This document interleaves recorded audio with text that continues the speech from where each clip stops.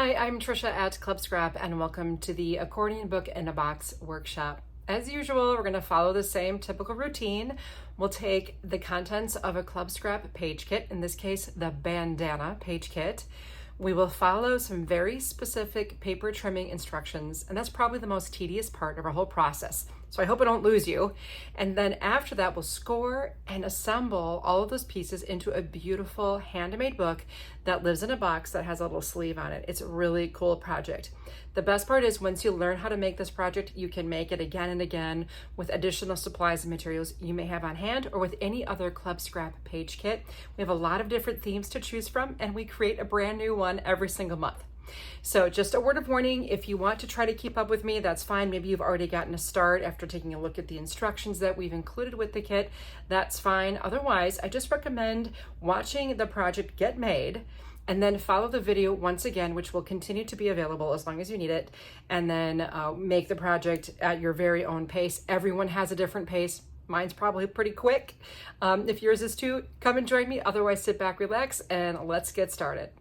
This is the Accordion Book in a Box project, and then you'll just pull this out of the drawer. Inside you'll find the album, and that can be decorated any way you wish. It could be a little book that you write in, a travel journal, lots and lots of real estate here to decorate. You can add even more embellishments that of course are included in the kit. I kept mine kind of simple and just easy to make so you would feel like, yeah, I can do this. I can make this. All right, so I have my bandana page kit here. Also, you need the little piece of hardware for that awesome little clasp on the outside, the little knob to pull the drawer out of the sleeve. So I'm gonna set all of this aside and grab my paper trimmer. And we'll need to just isolate the papers that came in your kit. First, let's do a little sorting.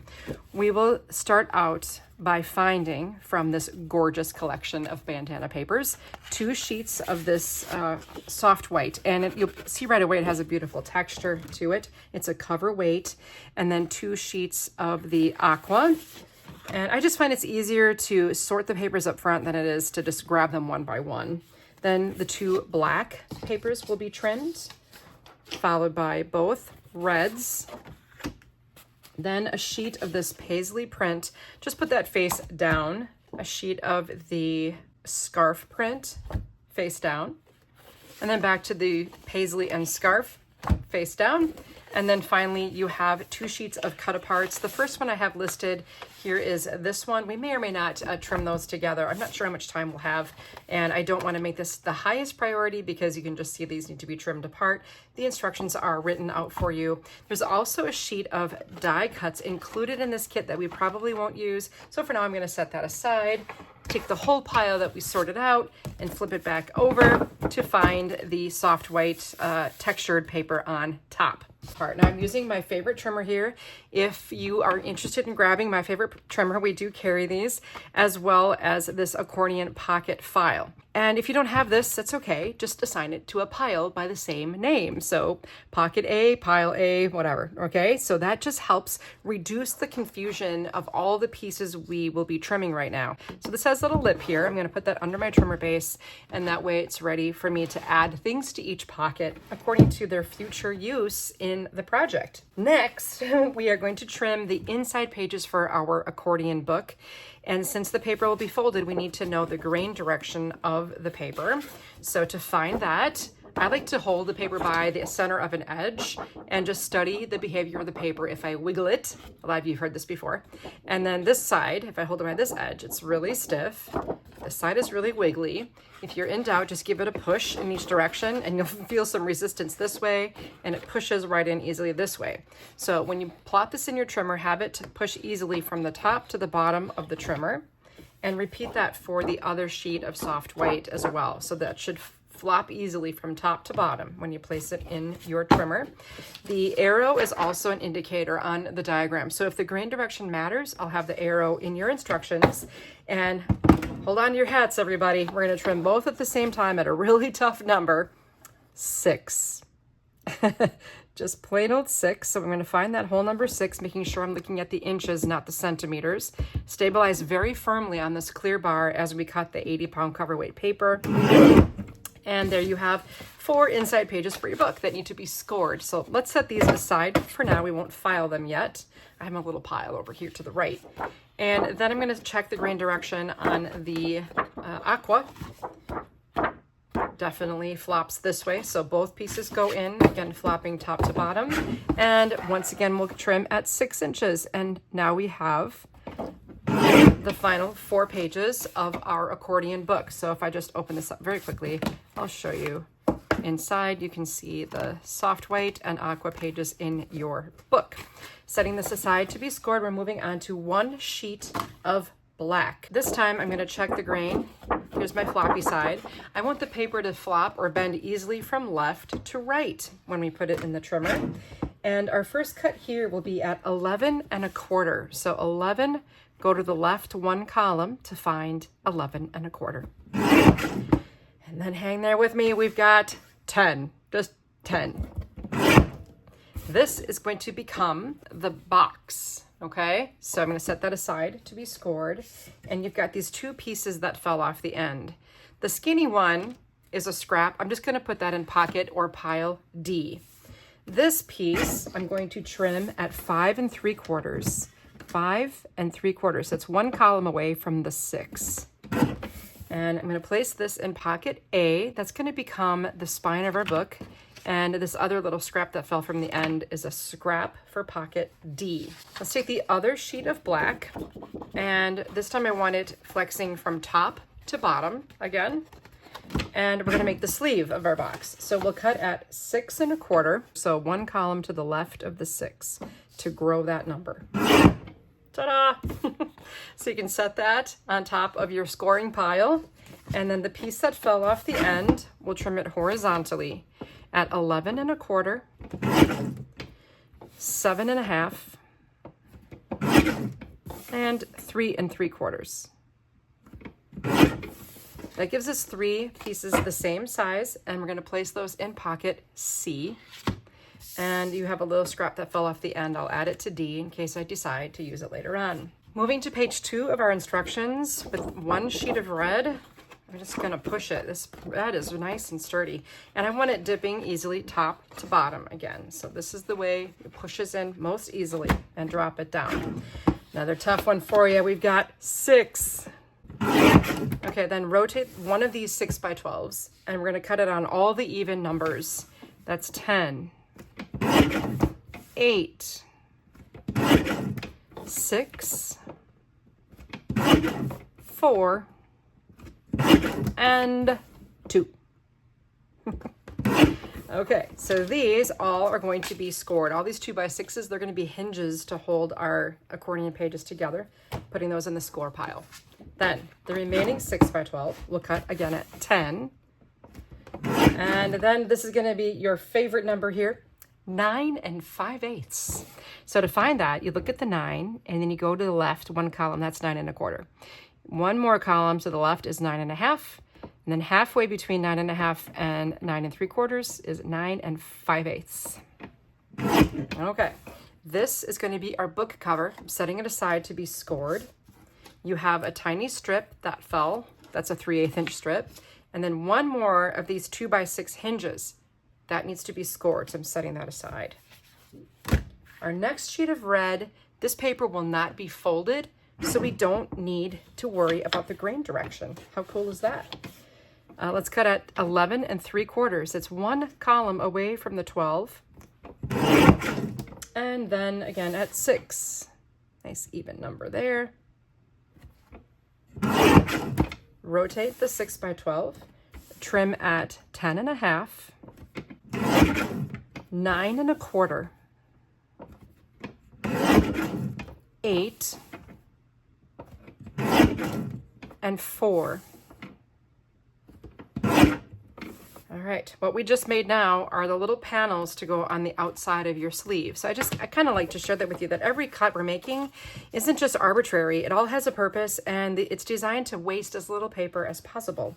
So all of these pieces, the 2 larger ones that are the same, the 2 smaller ones that are the same, go in pocket B, as in Bravo, and there is a little scrap. I'm going to pop that in D again in case I decide to use that later. Then the next strip, now this one's 5 3/4 by 12. It should be to the right of your trimmer. We'll cut that at 11 1/4, 7 1/2,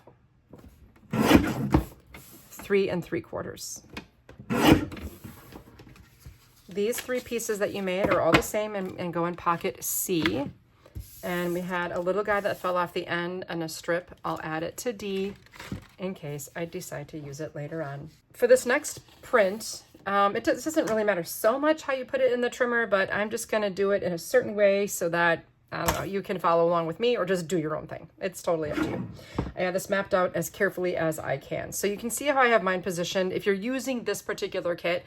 Otherwise, whatever print you're using, it probably would be best if it feels like the top of it is here or here, because the book is vertical and we're making panels that will end up being vertical, if that makes any sense. All right, so I'm gonna start out at 11 1/2. I wrote the instructions for this kit. And 5 3/4. That's why I always recommend just making the project first, you know what I'm saying? Okay, so then I want you to rotate this paper so that this blue area with this big medallion here is on the right. We'll cut at 11 and 5 1/2. Rotate the 5 1/2 inch piece. We'll cut at 10 1/2, 7, and 3 1/2. Making some book covers now. So 2 of these pieces will become your book covers. It doesn't matter which one really. I'm going to put 2 of them in pocket A and the other one in C. There is a little scrap for D, and then we'll trim this at 11 1/4, 7 1/2, 3 3/4. I say those numbers a lot in that order. 3 panels the same. Once again, pocket C. Those are all the panels, and they add a lot of like strength to the book. And these are more scraps you can play with later. And now we have this paisley print again. So now this is in the upper right corner. We'll cut at 11 1/2 and 5 3/4. And we have 2 pieces the same size. You can stack them. And we'll trim at 11 1/4, 7 1/2, and 3 3/4. We use those numbers a lot because we just made 6 panels the same size for pocket C. And again, 2 tiny little scraps. This is the last sheet of regular paper we need to trim.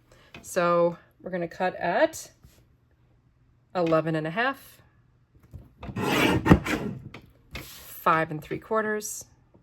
If you want, you can stack these. One idea would be to mirror them so that the whites are, the back of the paper is facing itself so that the paper doesn't slide as easily.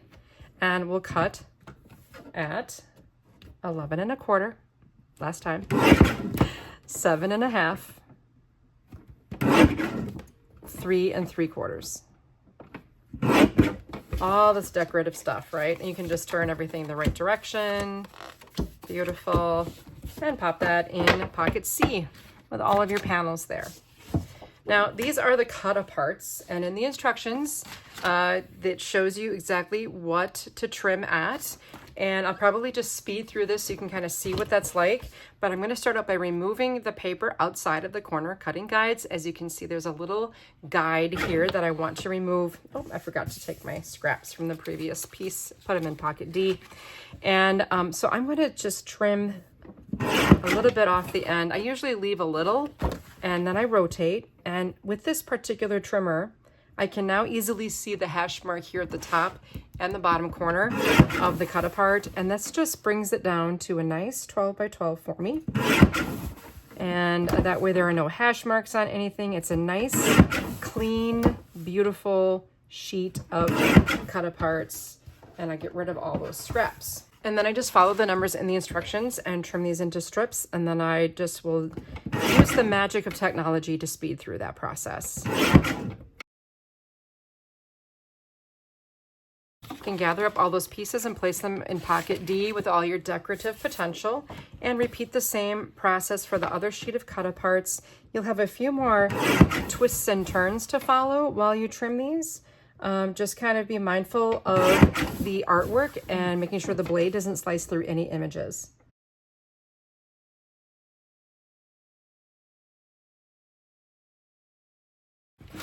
Okay, that's all the trimming. So I'm going to swap out my trimmer for one of my other favorite necessities, the Score Pal. And now we're going to go back and address that big pile of stuff we've set aside to be scored. So there should be a piece of, it's going to be in your case red if you're using the kit for the first time with me, the assigned kit for this project, 9 5/8 by 6. And we're going to score at 4 1/8. Don't let that number scare you. This is a Score Pal 8ths, which I love. So find 4. One ridge to the right is 4 1/8. Push firmly because this paper is quite heavy, very heavy. You might even want to make a second pass.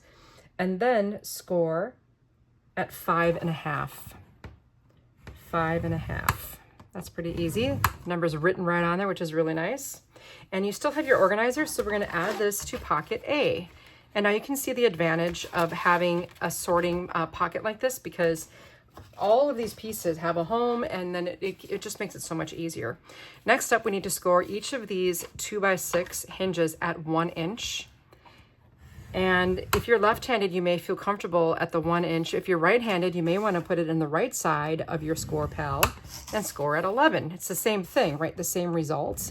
I've just learned that as a right-handed girl, this side of the trimmer feels better for me. It's a little easier for my left hand to support what I'm scoring. And if you were left-handed, you'll probably find it easier to score these all on the left side.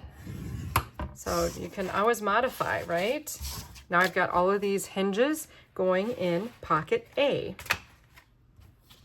The next piece on the pile grows up to become the sleeve of our box, and it's going to be a full 12 inches long by 6 1/4. So make sure you have the right size piece here. And it's not too bad for scoring. We'll score at 2. Again, this is very heavy duty paper, so make sure you have a nice firm score line. 3 1/2. That's going to be the spine, right? 7 3/4. And 9 1/4. You can see I'm making 2 passes just because this paper is very thick, and this ends up in pocket B. B, bravo. Now we have the other larger sheet of black paper, and we're going to do 2 numbers from the edge of each side here, okay? The first number is 1 3/8, so bear with me. That's 1, and then 1 1/8, 1 2/8, 1 3/8. Again, firmly pressing down. The second number is 2 7/8, so that's 1 notch to the left of the 3. It's 2 7/8. I made so many of these boxes, these trays, to get the perfect measurement, and it just happens to be this weird number. So 1 3/8, 2 7/8, and then rotate the paper again and repeat 1 3/8, 2 7/8. And one last time, 1 3/8, 2 7/8. And there you have the paper that becomes the box. It had to be a pretty big sheet, and I even had to do a little bit of a trick to make it work within my 12-inch maximum size. Oh, now I've got this massive pile of all of these pages. What I could have done is actually scored first and then trimmed. It would have been less scoring, but I wanted to just put the trimmer away. So we're going to score at 4. And this next thing is important. Flip the paper bottom to top and score at 8. So that flip is important because, and we're doing this with all of them, 4, flip, bottom to top, 8. I want 1 score line in each direction. 4 on this side, flip, and then the bump on that side. Continuing on, 4. Now if I had scored first, I would have only had to score twice. Now I had to do it 4 times. Here I have to do it twice again. 4 on each of these soft white papers and 8. So all we're doing right now is just making our accordion pages, 4 and 8. There's really not a whole lot of, you've done all the work. Now it's just coasting to the finish line, honestly, with this fun little project. I love how it turned out. So sweet. 4, and our last one, 8, all done. These end up in pocket A, but really we're gonna address everything in pocket A right now, so you don't even need to bother. So you can take everything else out of pocket A as well. You've got your book cover, your hinges, your decor, all right? So here we have all these inside pages that we scored, and each one has a bump and a divot on the score lines, okay? So what's important here is a general rule. The bump of the score line goes on the inside of the fold, so I'm just gonna bury that score line inside. So remember, bury the bump. And then I'm going to go the other way. There's my other bump, and that would be what I would call an accordion fold, right? Or a Z fold. It looks like the letter Z. Okay. So here's the tedious part, because you have a lot of pages here. When you begin to fold them, and you'll fold all of them the same way, making sure you bury the bumps of the score lines on the inside of the folds. And just continue on with all of the soft white papers and all of the turquoise papers, or aqua rather, I think is what I called it. Always just make sure that before you make a crease that your score line was level and your corners of your pages line up perfectly. You don't want to have a crooked foundation for your book. So just always involves that little flip and the fold in the other direction. And I'll fast forward through the rest of this to save a little time.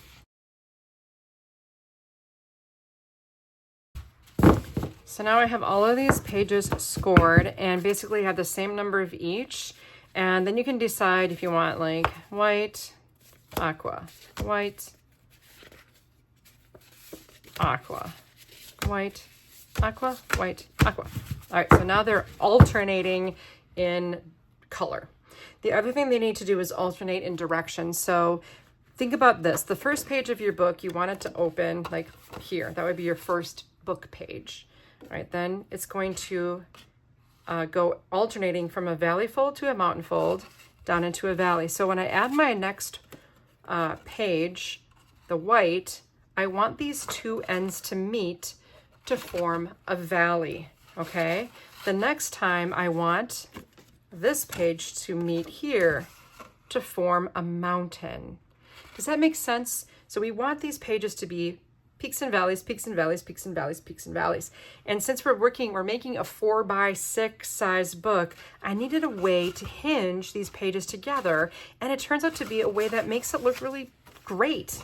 And the secret is all these little 2x6 hinges that we scored earlier.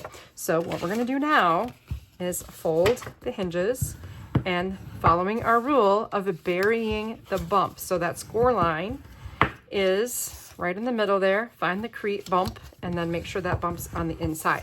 Now this is where I would say that we're doing this is like a hot dog fold, and with the fact that we paid attention to the grain direction of the paper before we trimmed it and scored it, so that this step would produce a really nice looking crease even though it's such a skinny little fold. So these pieces are cooperating with the grain of the paper, so are these, okay? So here's page 1, right? Page 1 opens on the left, and then I'm gonna add page 2, and here we have this valley. I mean, in essence, it doesn't really matter which direction the pages are when we add them, just so that we can make sure we always are alternating. So to make life easy, I'm gonna flip everything over so that I can see my little pages I'm gonna glue together with this hinge. I hope that made sense. And now I'm going to take my bookbinding glue that I have in a needle tipped applicator. You can use any type of adhesive you like. The reason I prefer the wet glue in this situation is because I can adjust the placement after it's on the pages. So if I just marry these up, right, they're just hanging out together. I'm going to plop this on the top and make sure it's level with the pages, top to bottom. Give it a little squeeze. I'm going to flip this back over and study the seam. Make sure, oh, I would like to move this a little and get it a little closer. And you got to make sure the page still functions, right? And that's why I liked to have the wet adhesive, because otherwise If it was a dry adhesive, I wouldn't have any option to go back and move it or change it. And I have a very nice valley fold here connected with a hinge. I hope that makes sense. Next color is going to be aqua, attaching to the soft white. And it's position ready. So these two free edges are going to form the next mountain fold. And then here I'm going to take a hinge. Don't become unhinged.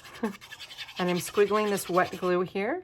And once this is dry, it's not going anywhere. There we go. Just pop it on while I hold them together. And make sure it's level, that your page itself isn't running off, you know, crooked or anything. That's why the accuracy of your cuts is kind of important. I'm going to flip it over and take a look here. That looks pretty good. Actually, I'd like to have this just a little nicer. Okay. Good. Now I'm continuing on with my alternating book direction here. Next color, soft white. You get the idea, I hope. Just keep working through each connecting page with your hinge until you're done. In the same exact manner.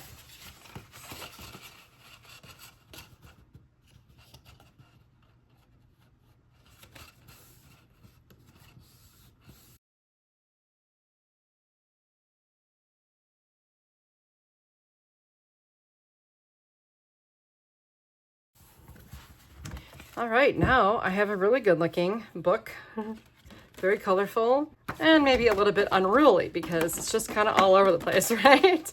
But the cool part is because I used an even number of pages, my first page and my last page open like a normal book, right? So that's very cool. I don't even need to glue the backs of these pages together. I mean, you could leave it without a cover and then decorate both sides, but I really liked to have this wrapped in a cover. So you can omit this stuff if you want to, but I mean, it's your own book, right? So here is that cover. Now we're going to add a little something to this that I forgot to have you do at the beginning. I'm going to take 2 sheets of our photo mats in black. Okay, so every monthly page kit from Club Scrap includes a dozen pre-cut photo mats. These are 4 1/4 by 6 1/4 in size. And we're going to take 2 of those. And I'll grab my trimmer and I'm going to trim them at the same time. So on the vertical, I'll cut at 3 3/4. And on the horizontal, I will cut at 5 3/4. Get rid of that. And now this is going to be so cool. We have kind of what we need to decorate the front panel and the spine of the book with those photo mats, with a mat and everything. So it looks very beautiful. Now I'm going to position this so that the bumps of the score lines are facing down. This is the outside of the cover. So I can make pretty quick work if I have an ATG gun. This is a wonderful little adhesive applicator that saves a lot of time. And do your best to center this. It's going to be slightly off on the perfect centering because of that weird 1/8 inch measurement we had to use when we scored this. So just be mindful of that. And then I'll add the mat for the outside back cover, centering it as best as I can. I just find it's a little easier to attach these mats when the cover, before the cover is folded and flat, you know, folded and wrapped around the pages. And then we have this spine piece. Now again, you could use your liquid glue for this as well, but now we have a nice spine cover. And this also adds some nice strength to our book. Then I will fold by burying the bumps of those score lines, and my cover is ready to bind my book. So very, very easy thing to do. This again is where I recommend using a wet adhesive because I want to be able to make an adjustment to this if needed. So basically I have my pages ready, my book cover's here. I'm going to apply the glue to the cover in this case. Doesn't have to, but I found this works really well. So I'm just going to go perimeter here and then just squiggle through the middle. Make sure I got that edge. Okay, so now I'm looking at this corner and this corner of the cover, and I'm going to bring my first page the back of it to bind with that. It's the same size, okay? And again, the inspiration for the size of this book too came from the wisest use of the paper in the kit, okay? All right, now I'm going to go this direction and flip it over and repeat. So the glue goes on the inside back cover or front cover. It can be either. At this point still, there's no directional limitation at this point. Bond those pieces. And what you have here is a lot of room to grow, okay? That's intentional because this book is going to be heavily embellished. Okay, for now we're going to set this little book aside and let's tackle the contents of pocket B. So here we have our pocket with all of this fun stuff inside. I think the first thing we'll make is the tray for our book. So let's take the black 8 by whatever this is, something by 10, 8 something by 10 paper and place it in front of you so it's in a vertical position. And I've made this type of box with you many times if you've been following my workshops for a while. And I do have a very detailed diagram on page 3 of your instructions that shows exactly where to add the darts and how to remove the corners. But basically this is how I do it. If it's facing vertically and the bumps of the score lines are up, I'm going to count 1, 2 from the third score line. 1, 2, 3. I'm going to enter just to the left of the bump of that score with my scissors and cut all the way until I reach the intersecting horizontal line, the second one. Okay. Then I'm going to come in to the right side of that score line, trim all the way up to the second horizontal intersection, and take out this little dart. You see that? Okay. Then 1, 2, 3, 4th score line in, I'm going to enter to the left of that bump, cut until I reach the second horizontal line, cutting towards it at an angle. Then from the side, I'm going to remove this second horizontal score line to remove that whole corner. That's gone. Okay, now I have a tab and I have like this sort of flap area. 1, 2 from the left. I'm coming in to take out the whole score line in sort of a V shape or like a little dart, taking out this dart. Then I'm going to go to the right of the first score line. So I'm removing it along with the corner. Okay, so that takes that piece out. So now we got 2 tabs and a short wall. I'm going to take this entire piece and rotate it so it's now the tabs are pointing north, okay? And I'm going to repeat all of that. So I'm going to take out my third score line with a dart, and that's just going up to that second horizontal intersection. Then I'm going to take out the corner and its score lines. So it's basically 2 boxes worth, right? Then I'm going to take the dart out of the second score line, and this score line and its corners, okay? And there you have what you need to make a box. Now remember earlier, I don't know if you caught it, I said I made a lot of these until I got the size just right. And I changed the height of the book spine to make it a little bit larger. So all of that trickled over to this. I made so many samples of this. So if it looks like I've made a lot of boxes, it's because I have. Now we need to fold on these score lines. So I'm going to make these longer folds. So the bumps of the score lines are now facing up, okay, as they have been all along. And I'm going to give a nice crease on these.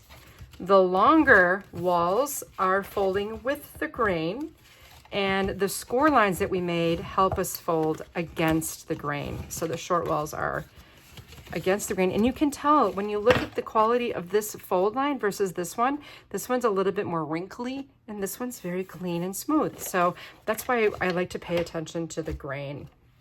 Now using my dry adhesive, I'm going to apply adhesive to the outer edge of both of these longer flaps, keeping in mind that the piece is still positioned vertically. Then just tuck those walls down, okay?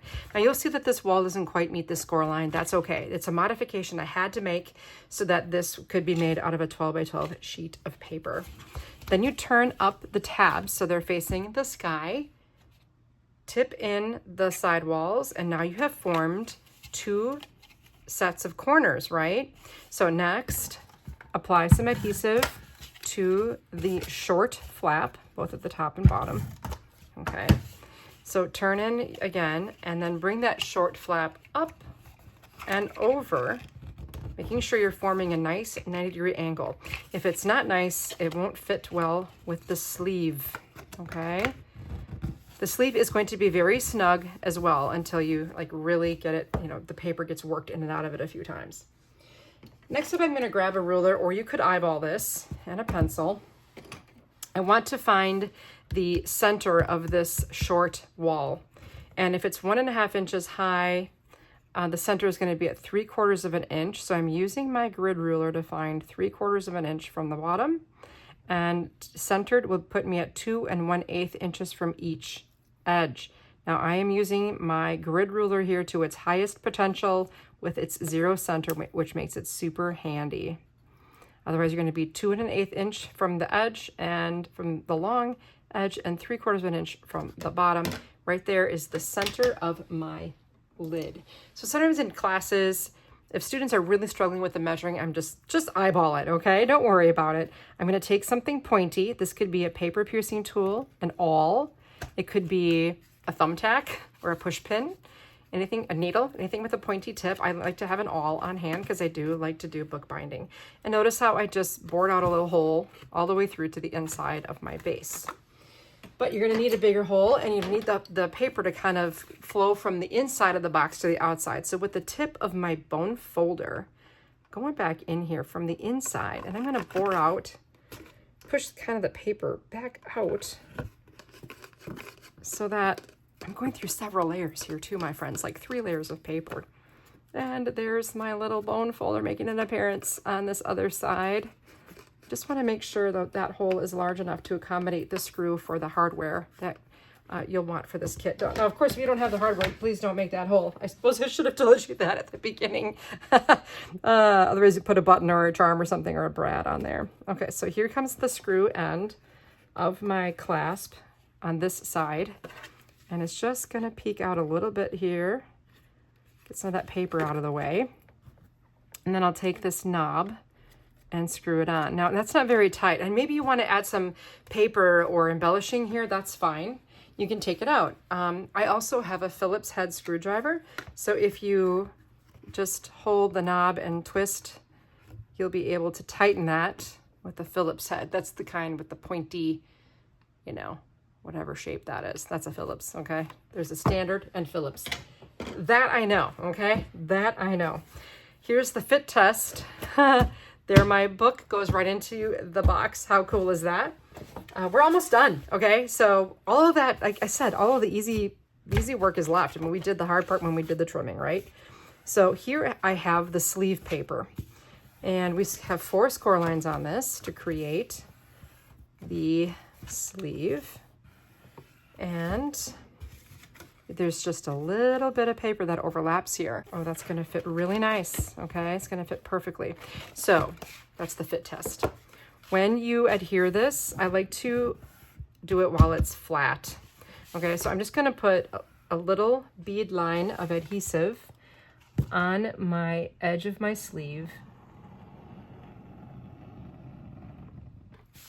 Now this end here is folded. Here's the first score, here's the second score. So that goes down, okay? Here's the third score, here's the fourth score. I'm gonna fold on the fourth to create my seam while the piece is flat. When I taught this in a class recently, everyone loved the idea of gluing this down when it was flat because it really does work the best. And then when you open it, you got this perfect rectangle. Again, the fit initially might be a little tight, but you can go ahead and check that and just work with it. And again, if you, hopefully your box making went nice and square on you. Okay, yeah, this is good. This is how I want it. Nice and just a firm slide in, so it's not loosey-goosey, right? It just is nice and tight in there, but yet it'll still slide out, okay? Now, for now, I'm just gonna take this back out. And the more you use this and slide it in and out, the fibers of the paper will loosen up a little bit. So here we have these spine papers and our decorative paper. And the way I had you cut this was so that it would kind of puzzle together again. So what you can do is arrange the pieces so it completes the image. And then I will nest these together with my favorite adhesive, liquid or dry, totally your call.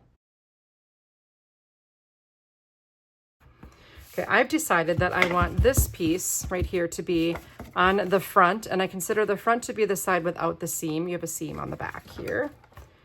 And just like when you're gluing this project together, it's easier to do it when it's flat. So this is why it's kind of nice to do it in this situation. So then I'll put this piece here.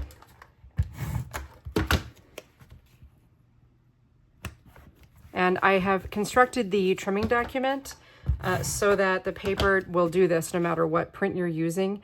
It'll be a spine, and then cover, spine, and then the back cover. So if your print has a nice, lovely image, you want to have some continuity with it, you will. Cool, right? Okay, so now we're going to go into pocket C, and you're just going to be so happy to discover that basically in this pocket, you have what you need to decorate the inside pages of your book. You have all of these wonderful panels. So right now in the book, all the pages are plain, right? So you have wonderful assortment of printed panels that are all trimmed so they'll nest perfectly onto the pages of your book. Now you can vary the shifting from plain papers to printed papers as you work your way through. You'll have a lot of prints to work with, but basically you can just decorate this however you wish. You have all of these ribbons. You have all of these embellishments, and they're nice and flat too, so they're perfect for adding to your project. Plus you have everything in pocket D for all of the decor you could possibly imagine. A word about finishing then. So in pocket D, remember you have all of those awesome cut-aparts. So as you're choosing, and your little scraps, again, you don't have a whole lot of scraps though, because I really efficiently trimmed that paper for you. What I suggest you do is sort through your cut-aparts to choose what artwork you would like to have on your cover and on the outside of your box. And once you settle on that, all the rest of the pieces can go inside the book, okay? Again, I kept my other embellishing to a minimum. I covered the spine with one of these printed cut-aparts, and then I just went in and simply decorated a few of the pages because, of course, I do want to add photos to my book, right? So I want room for that, but it doesn't have to be a lot of photos. It can just be the highlights, making this a super nice gift for someone you love. I even decorated the inside base of the box with one of the photo mats and one of the cut-aparts. Now, as I mentioned, these instructions can be recycled. So if you were to substitute 1-for-1 with any other Club Scrap kit, you'll have just the right amount of papers to make another book. And then again, adapting those cut-aparts in the same way. I have this gorgeous book made with our cartography kit. And this is going to be an awesome book to highlight my snowmobiling adventures of the year now that it's finally snowing in Wisconsin and in Upper Michigan. So this is going to be perfect for that. I promise, once you get going on these little books, you're going to want to make a ton of them, or maybe have a nice shelf full of these of all of your favorite adventures as well. Well, thanks for joining me on another crazy bookmaking adventure. I have done all the calculating for you for these projects so that they can run smoothly on rinse, wash, repeat, right? So I do this every month. I'm not sure if you're aware of this, maybe you are by now, but we have a monthly subscription. You can subscribe to our page kit or card kit. So I calculate every trim you need to make to either make 8 layouts or a dozen cards from one kit. The kits are $24.95, a price you absolutely can't beat. They include envelopes in the card kit too. So great value. You know what I equate it to? Sort of like going shopping and seeing an outfit and buying the whole outfit. You don't have to worry about what you're gonna mix and match it with from home. It's the earrings, it's the sweater, it's the pants, the bracelet, the shoes, the socks, everything in the outfit comes in the box, and then I help you put that outfit together. Okay, so we'd love to have you join us here at Club Scrap. Thank you so much for joining me for this workshop. I hope you learned something new today. I'll see you next time.